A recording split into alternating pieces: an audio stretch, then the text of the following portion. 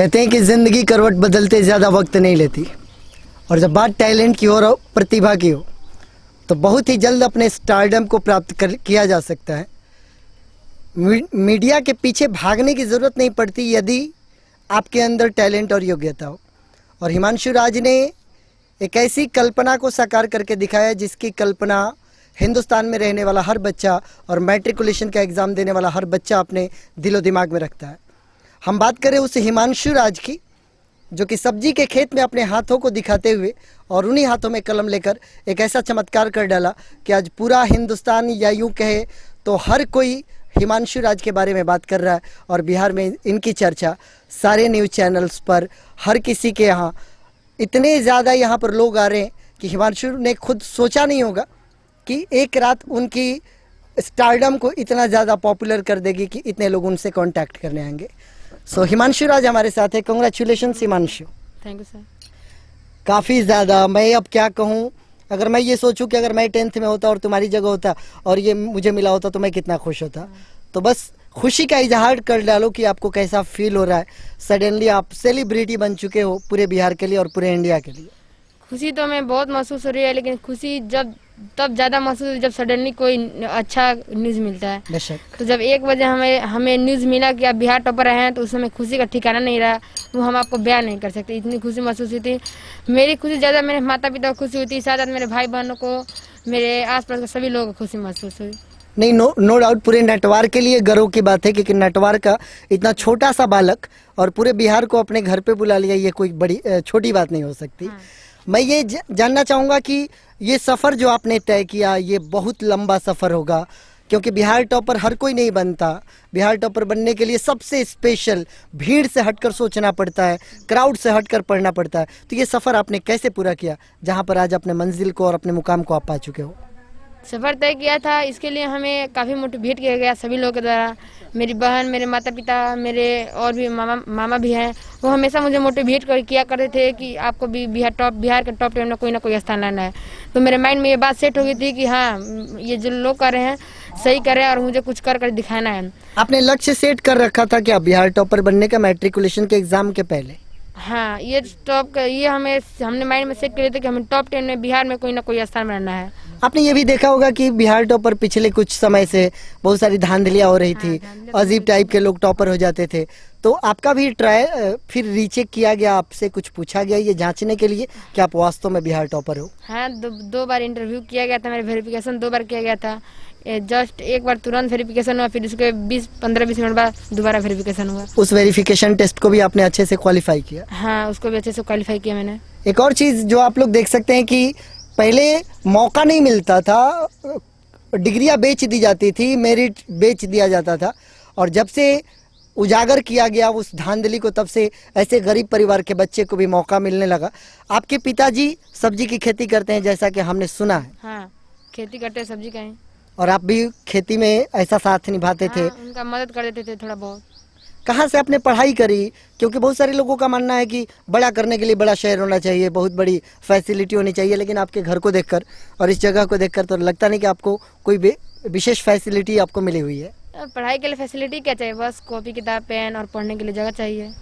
ये कितनी अच्छी बात हिमांशु कर रहे हैं कि वो लोग जो एक्सक्यूजेज बनाते रहते हैं कि मेरे पास रिसोर्सेज की कमी है, मेरे पास अच्छे कमरे नहीं है, मेरे पास कूलर फैन एसी नहीं है इसलिए मैं पढ़ नहीं पाता, मेरे पास अच्छे ट्यूशन्स नहीं मिल रहे हैं इसलिए मैं नहीं पढ़ पाता।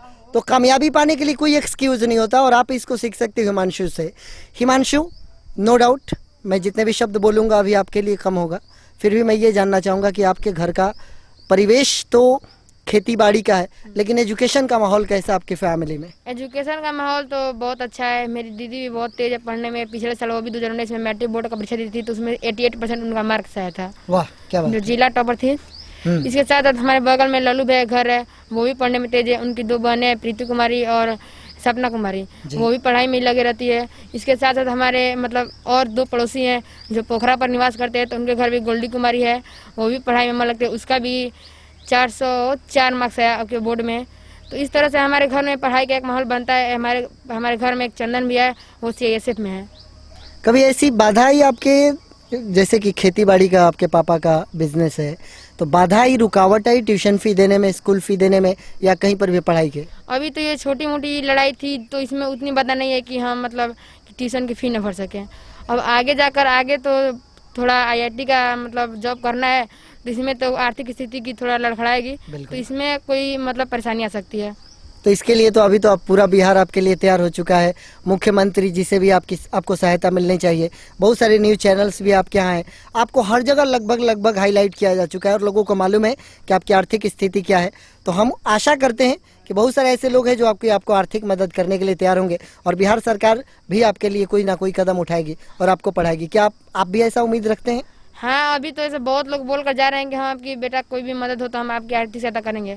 जनप्रतिनिधि लोग आते हैं जो आपके यहाँ? बाद में करें या ना करें ये तो उनके ऊपर डिपेंड करता है। बिल्कुल बिल्कुल। हाँ, तो सरकार से मेरी भी अपील है कि वो भी मेरी आर्थिक स्थिति की आगे देखकर सहायता करे। आप चाहेंगे कि मतलब सरकार आपको मदद करे ताकि आपके दिल का जो सपना है, जो ड्रीम प्रोजेक्ट है, आप उसको पूरा कर सके? बेशक चाहूँगा। चलिए हिमांशु, काफ़ी अच्छा लगा। सबसे बड़ी बात थी कि मेरी चाहत थी कि मैं आपसे मिलूं। हालांकि बहुत सारे लोग यहाँ पर आ रहे थे तो मुझे बहुत सारा हेजिटेशन हो रहा था, लेकिन कई लोगों का इंटरव्यू मैं कर चुका हूँ बक्सर डिस्ट्रिक्ट में। तो अगर आपका इंटरव्यू नहीं करता तो एक दिल में अफसोस रह जाता कि आपसे मुलाकात नहीं और आपको नहीं बता पाया। जो भी ऐसे जूनियर्स हैं, अगर आप लोग अगले साल मैट्रिकुलेशन का एग्ज़ाम देने वाले हैं तो मैं चाहूँगा कि हिमांशु आपको टिप्स दें। हिमांशु, ऐसे लोग जो नेक्स्ट ईयर अपीयर होने वाले हैं मैट्रिकुलेशन के एग्ज़ाम में, तो किस हिसाब से वो पढ़ाई करे और कौन से ट्रैक पर चलकर वो मेहनत करे कि आपकी तरह या फिर डिस्ट्रिक्ट टॉपर या फिर बिहार टॉपर वो बन सके? हाँ, तो मैं भी उनको टिप्स देना चाहूँगा, मतलब कि वो ऐसा तो नहीं है कि मेरे रूल को फॉलो करे, सबके अपने अपने रूल होती है। तो वो मैं जैसे करता था कि पढ़ाई अपने टिप्स के अनुसार करता था, कंटिन्यूअस पढ़ाई करता था और मैं कुछ अपने दोस्तों के साथ भी पढ़ाई करता था ताकि सिर्फ हमारा डिस्कशन हो सकता था। तो मैं उनसे ये कहना चाहूँगा कि वो भी 2-3 दोस्त एक साथ मिलकर बैठे, क्योंकि अभी तो कोरोना चल रहा है तो अभी तो संभव नहीं है। बाद में बैठे। हाँ, बाद में बैठे ताकि डिस्कशन हो। इससे कोई भी मतलब क्वेश्चन फंसे तो टीचर नहीं है तो अपने दोस्तों के साथ भी सॉल्व हो जाएगा। ये क्रेडिट बहुत बड़ा क्रेडिट है, किसको देना चाहेंगे? हालांकि क्रेडिट टोटल स्टूडेंट को जाता है क्योंकि सेल्फ स्टडी सबसे ज़्यादा कंट्रीब्यूट करती है आपके सक्सेस में। फिर भी किसी को अगर क्रेडिट देना हो आप अपनी लाइफ में इस सक्सेस को, तो किसको देंगे? क्रेडिट तो देना चाहेंगे माता पिता को, गुरु को, और घर के जितनी मेरी बहनें हैं, घर के आसपास के सभी लोग हैं, हमेशा मुझे इस बात के लिए कहते रहते थे। तो उन्हीं की बात को आज मैं सोच कर अपने माइंड में सेट करके इस लक्ष्य को प्राप्त किया हूँ, तो क्रेडिट तो उन्हीं को जाता है। एट लास्ट मैं यही कहना चाहूँगा हिमांशु कि आप स्टारडम में खोइएगा नहीं। हाँ, ये तो बात जरूरी है। चंद दिनों में आपको एक ऐसा स्टारडम मिल गया है कि शायद आपने कभी इमेजिन नहीं किया होगा कि मेरे घर पे इतने सारे लोग आएंगे। तो कहीं ना कहीं एक ट्रैक भूल जाते हैं लोग, तो वो ट्रैक नहीं भूलिएगा। ज़िंदगी में आपका बड़ा ख्वाब है और बड़ा ख्वाब को पाने के लिए और बड़ा आपको मेहनत करना होगा। अभी तक जो भी आपने किया है इसको देखकर ऐसा लगता है कि वो ख्वाब भी आप पूरा कर सकते हो। जो इतना आगे तक जा सकता है वो अपना ड्रीम प्रोजेक्ट भी पूरा कर सकता है। जब आपका ड्रीम प्रोजेक्ट पूरा होगा तो बिहार ऐसे ही आप पर नाज करेगा। मैं आपको अपने दिल से कॉन्ग्रेचुलेट करता हूं और बेस्ट विशेस देता हूं कि भविष्य में आप अपने जो ड्रीम प्रोजेक्ट है आप उसको पूरा करें। कभी अहंकार मत आने दीजिएगा अपने अंदर। जो शालीनता से आज आप पेश आ रहे हैं ऐसे ही शालीनता से पेश आइएगा, क्योंकि पेड़ पर जितना भी फल लगता है उसको और झुकी जाना चाहिए, कभी भी टाइट नहीं रहना है। और ये नहीं दुनिया को एक्सपोज करना है कि मैं ऐसा हूँ मैं वैसा हूँ। आप अपना काम करते रहे और ऐसा बने कि आपको बताने की आवश्यकता ना पड़े कि आप क्या हैं। जहाँ पर आप खड़े हो जाए वहाँ पर लोग आपका इंट्रोडक्शन देने को तैयार हो। आप ऐसा ही बने, ऐसा हम विश करते हैं आपके। ये बात तो आपने बहुत अच्छी कही, इसके लिए मैं ताली बजाना चाहता हूँ। Thank you so much. ठीक है, तो मैं आपके बात को फॉलो करूँगा। बेशक। हाँ, थैंक यू। मेरी ये कोशिश थी कि जब मैं आऊँ तो एक टिप्स आपको मैं देकर जाऊँ।